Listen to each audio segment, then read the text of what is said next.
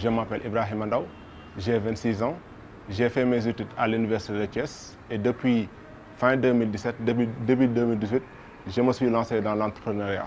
Étant informaticien, nous avons commencé à travailler, à faire des stages au niveau du secteur privé. Nous avons compris que notre principal objectif n'était pas là, parce que nous avions un potentiel qui pouvait être appliqué dans d'autres domaines. C'est dans ce sens que nous nous sommes lancés dans l'entrepreneuriat afin d'aider les populations à mieux vivre à travers les TIC.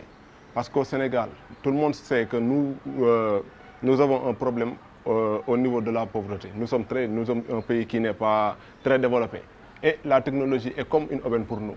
Parce qu'on peut vraiment développer des choses qui sont très utiles pour la population et qui peuvent être utilisées à très moindre coût. Mon projet s'appelle Saytoul. Saytoul, c'est une panoplie d'applications web mobiles qui a pour objectif de joindre la simplicité à l'utilité, le tout à moindre coût. Saytoul, son projet phare, c'est Saytoul Santé, qui est une plateforme composée de 2 applications mobiles web et d'un robot conversationnel, c'est-à-dire un chatbot, qui est intégré dans les réseaux sociaux et qui permet d'avoir une information crédible sur les maladies, le calendrier vaccinal, les pharmacies de garde et même la disponibilité d'un médicament.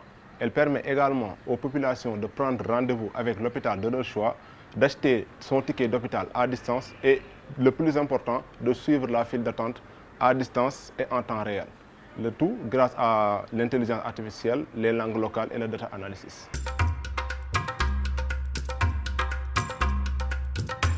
Nous sommes dans un état de prototypage. Nous avons avancé au niveau du prototype.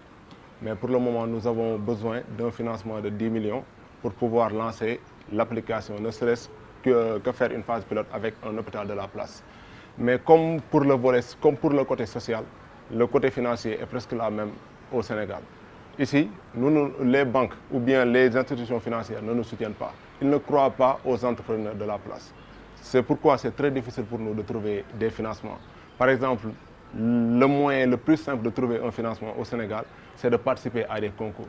Les challenges que les incubateurs organisent parfois, c'est avec ces challenges-là qu'on parvient à avoir 5 millions, 10 millions et à commencer à financer notre projet. Parce que les banques de la place ne croient pas en nos projets.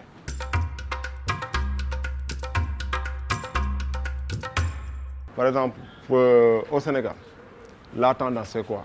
Si tu finis tes études, tu dois aller chercher un boulot. Nous n'avons pas cette habitude-là. C'est-à-dire, à la sortie de l'université, tu dis j'ai un projet, je veux être entrepreneur, je veux changer le monde. Ils ne comprennent pas ce concept-là.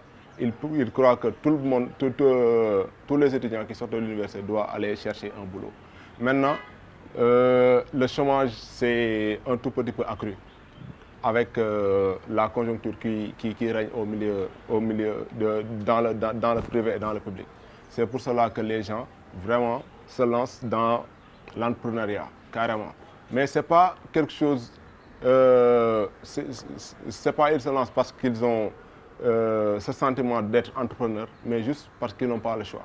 Je dirais que c'est une décision qui était très difficile à prendre, dans la mesure où, socialement parlant, en tant qu'entrepreneur, on ne soutient pas au Sénégal.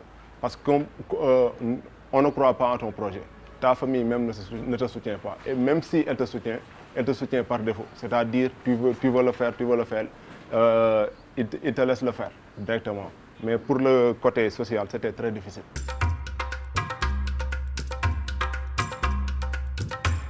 Par rapport aux CETIC et aux incubateurs de la place d'une manière générale, par exemple, je vais donner mon cas. Moi, j'avais commencé à entreprendre au niveau de la région de Thiès pendant presque 6 mois, mais j'avais d'énormes difficultés.